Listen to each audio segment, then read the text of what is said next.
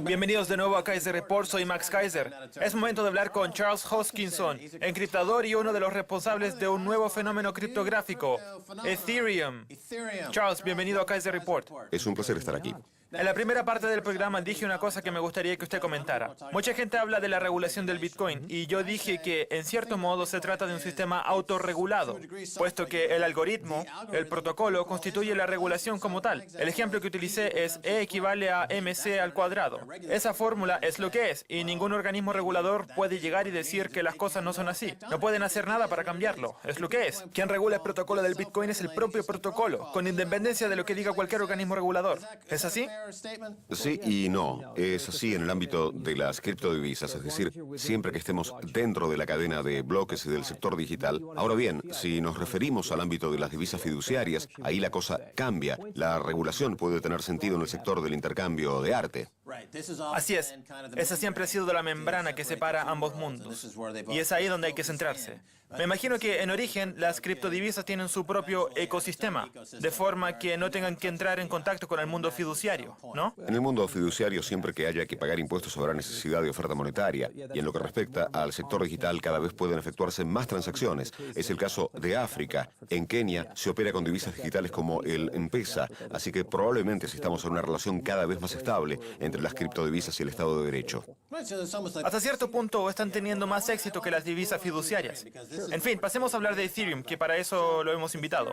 En este programa fuimos los primeros del mundo en hablar del Bitcoin, y lo mismo puede decirse del Litecoin. Así que del mismo modo quiero que seamos los primeros en hablar de Ethereum, un capítulo muy importante en la historia de las criptodivisas. Explíquenos un poco en qué consiste. Ethereum no es más que una continuación del experimento con las criptodivisas. Mirando la historia del Bitcoin, vimos dos cosas. Una es la cadena de bloques, la existencia de una base de datos centralizada de la que todo el mundo tiene una copia, y la otra es el sistema de transacciones, con todas esas fichas que pueden enviarse y que se convirtió en un medio de envío de dinero. Pero luego la gente empezó a pedir más funcionalidades. Mercados de predicción, juegos, Wall Street, empresas, leyes, un amplio abanico de elementos que pueden acoplarse a la cadena de bloques. Lo que nosotros decidimos hacer fue, en lugar de seguir añadiendo elementos y funcionalidades, cambiar la propia estructura de la cadena y crear una especie de sistema Android del ámbito de las criptodivisas, de forma que, para instalar todas las funcionalidades, baste con hacer un clic, la cartera, las transacciones abiertas, etc. Todo incluido en una misma lista. Lo que hace Ethereum es darnos una plataforma sin funcionalidades específicas que nos da la posibilidad de construir las funcionalidades y aplicaciones que queramos. Es decir, tenemos la cadena de bloques, que es algo así como la clave del Bitcoin. Exacto. Y que se utiliza como un estupendo sistema de pago. Es fantástico. Como usted señala, cada transacción incluye todas las transacciones que se han efectuado hasta entonces, lo que ofrece una transparencia absoluta. Y lo que hace Ethereum es permitir un uso distinto de la cadena de bloques. Un uso más abstracto puede utilizarse para casi todo. Como diseñador, mi deseo no es establecer las funcionalidades para todos los usuarios de la comunidad, sino darles la posibilidad de que cada uno de ellos pueda construir lo que desee. Detrás de nosotros tenemos el río Támesis, que fluye hacia la City de Londres. Pues bien, el Támesis podría ser la cadena de bloques, la base del universo del Bitcoin. Y a lo largo del Támesis hay un montón de puntos de acceso al río. Hay muelles, barcos, edificios. Sí. Es decir, se realiza una actividad comercial a su alrededor. Pues bien, lo que hace Ethereum es permitir que la gente pueda acceder al flujo del Bitcoin para construir todo tipo de cosas. Cuando se habla de Ethereum, resulta imprescindible emplear la palabra eficacia. Así es. Antes hablábamos de que todos los contratos del mundo pueden reducirse a 60. Ya sean futuros, opciones, títulos bursátiles, etc. Cuéntenos un poco cómo funcionaría en el caso de Ethereum. Willy Bramertz ha hecho un trabajo estupendo. La gente que visite projectactus.org verá que Willy está trabajando con MIT y 30 contratos. Ha analizado todas las relaciones financieras posibles, que son una especie de moléculas que pueden dividirse en elementos más pequeños, básicamente los flujos de caja declarados. Así que nos preguntamos pensamos, ¿por qué no reproducir todo Wall Street partiendo de unos elementos básicos? Y eso es a lo que se dedica ProjectActus.org, a importar todas esas relaciones financieras e incorporarlas a Ethereum. El objetivo es tomar todo Wall Street y añadirlo a la cadena de bloques, pero esta vez será transparente, justo y desde luego no demasiado grande para caer. La divisa del Bitcoin está asustando Sí. a los bancos y a los banqueros centrales, que se están poniendo muy nerviosos. Pues bien, Ethereum permite tomar 30 contratos, antes me equivoqué con la cifra, e incluir todo el ámbito de la financiarización, lo que hace posible que todo el mundo pueda acceder a la cadena de bloques y, ¿por qué no?, sacar empresas a la bolsa, crear contratos de futuro, Así es. establecer mercados de predicción, y todo ello con un costo muy reducido. Es decir, se deja fuera de combate, por así decirlo, a todos los elementos que intervienen en Wall Street y en la City de Londres. De algún modo podría decirse que se está provocando su desaparición. ¿No le parece? Se trata de una serie de herramientas nuevas que el usuario puede decidir cómo utilizar. El problema que tenemos hoy en día es que las herramientas disponibles funcionan para 2.000 millones de personas. No funcionan mal del todo, pero no lo hacen para todo el mundo. Así que el objetivo es construir un conjunto de herramientas que funcionen para 7.000 millones de personas y encontrar la manera de que esas herramientas funcionen de forma justa para todas ellas. Lo bonito del Bitcoin es que se ha convertido en el dinero de Internet. Se trata de un dinero justo que funciona igual con independencia de la ubicación del usuario. Y el objetivo de Ethereum es convertirse en el Internet del dinero. Ethereum incluye un montón de elementos, contratos entre personas, contratos inmobiliarios, incluso organizaciones que pueden acoplarse a la cadena de bloques. Pueden construirse motores de consenso, sistemas de reputación, juegos. Se puede hacer lo que uno quiera. Nuestra función es construir los cimientos y que el mundo encuentre las aplicaciones pertinentes. Hay un artículo que sugiere que Ethereum podría sustituir o dejar obsoleto al Bitcoin. No, si hablamos del funcionamiento económico y del diseño del sistema, para nosotros el Bitcoin es como el oro y Ethereum como el petróleo. El Bitcoin es una excelente fuente de almacenamiento de valor.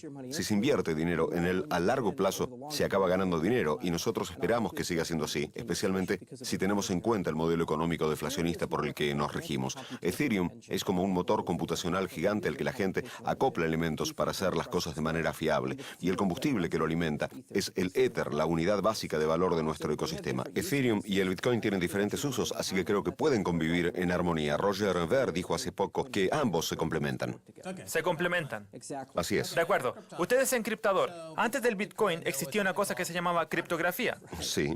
Y el fenómeno de Satoshi Nakamoto y el Bitcoin se basa en la posibilidad de que la criptografía pueda convertirse en una divisa. El poder informático necesario para resolver los problemas computacionales que plantea la criptografía está creando una situación en la que conseguir un grupo de personas que haga eso. En otras palabras, mi pregunta es, ¿qué fue lo que hizo para que se encendiera la luz? Porque la criptografía ya existía antes del Bitcoin. ¿Cuál fue la idea que tuvo Satoshi? ¿Qué ocurrió para que se encendiera la bombilla? ¿En qué consistió la transición de la criptografía hacia un modelo de criptodivisa? Espero que se entienda mi pregunta. Sí. ¿Cómo lo describiría? El Bitcoin usa dos principios criptográficos primitivos. Uno es el uso del consenso, la idea de la cadena de bloques en la que uno mete una serie de elementos que ya no salen de ahí y en cuya seguridad todos confían. Para ello se necesita un algoritmo de dispersión. Nosotros usamos el SHA-256, el Maxcoin, el SHA-3, que es mejor. ¿El Maxcoin es mejor? ¿Y eso? El SHA-3 es estupendo. ¿Y por qué? Porque utiliza una construcción esponja que esconde una cierta magia detrás. La verdad me gusta más que el SHA-256. Hay un gran debate sobre eso. ¿Qué debate? Max Kaiser es mejor. En fin, nos estamos saliendo del tema. La criptografía se utiliza para garantizar la seguridad de las transacciones en línea, ¿no? Hay que tener en cuenta dos cosas. La primera, comprobar que la base de datos es segura. El libro se encuentra protegido por el proceso de producción y que depende de un algoritmo de dispersión. Y la segunda es la forma en la que uno gasta el dinero y quién da el derecho de hacerlo. Eso se llama criptografía pública y usa un algoritmo de firma electrónica. Hay dos partes, una dirección pública a la que todo el mundo tiene acceso y una clave privada privada que solo conoce la persona que va a gastar el dinero. Esos dos elementos en común permiten crear una divisa totalmente descentralizada. ¿Sería correcto afirmar que el problema que resuelve el Bitcoin es el doble gasto? Sí, soluciona el doble gasto. De acuerdo, porque antes yo podía enviarle a alguien una ficha electrónica, pero al mismo tiempo podía estar enviándosela a 10 personas más. Y eso era un problema. Se necesita una autoridad central que se encargue de controlar la base de datos para evitar el doble gasto. Con el algoritmo de dispersión se crea un consenso digital que impide la falsificación. Para comprobar, Para prevenir la escasez digital, y esta es la primera vez que se hace. háblenos un poco más de eso. La escasez digital.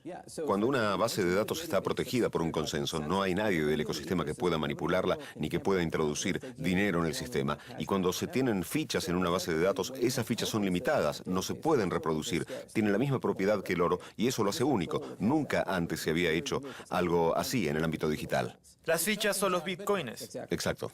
De acuerdo. Es decir, se paga con una ficha a la gente que presta sus computadoras para la dispersión. Y ahora esas fichas pueden utilizarse como si fueran dinero.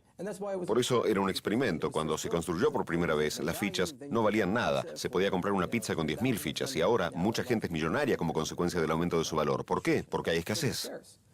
De acuerdo. Voy a hacer otra afirmación sobre el Bitcoin, esta vez en relación con la escasez. El concepto del Bitcoin y las soluciones a esos problemas criptográficos existen desde el principio de los tiempos. Pero solo hace 5 años se ha conseguido generar la suficiente capacidad informática que permita entrar en el espacio digital y producir esos bitcoins. Es como el oro, que siempre ha estado en la corteza terrestre, pero hizo falta tecnología y capital para poder extraerlo. Pues bien, podría decirse que la idea de convertir una solución criptográfica en una divisa existe desde el principio de los tiempos, porque las matemáticas siempre han estado con nosotros. Sí. Pero solo en los últimos años hemos sido capaces de reunir una red informática que permita resolver ese problema y llegar a esa cifra tan escasa y preciosa. Yo las llamo cifras preciosas monetizadas. ¿Le parece bien? ¿O es una locura? ¿O es demasiado poético? Se necesitó mucha magia para que el Bitcoin pueda existir. Ha habido muchas personas cuyo trabajo fue necesario. Los pioneros que en los años 80 empezaron a pensar en el concepto de divisas digitales.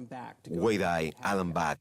Eso fue lo que llevó a Satoshi Nakamoto a crear ese sistema de paradigma.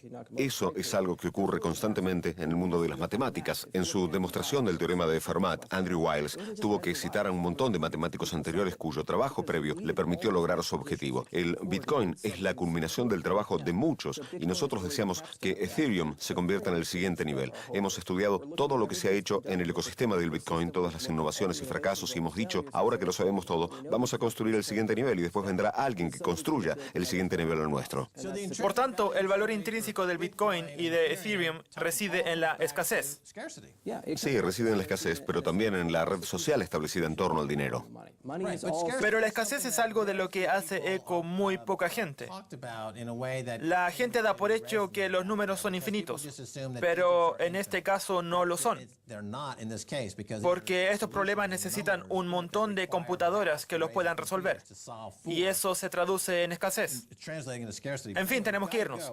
Ya le dije que nos quedaríamos sin tiempo y que lo lamentaríamos mucho. Y así ha ocurrido. Tengo que decirle adiós. Muchas gracias por estar en Kaiser Report. Muchas gracias, Max. De nada. Muy bien, eso es todo por hoy en Kaiser Report. Soy Max Kaiser junto a Stacy Herbert. Quiero agradecer a Charles Hoskinson del proyecto Ethereum. Si quieren contactar con nosotros, envíenos un tweet a Kaiser Report. Hasta la próxima. Adiós.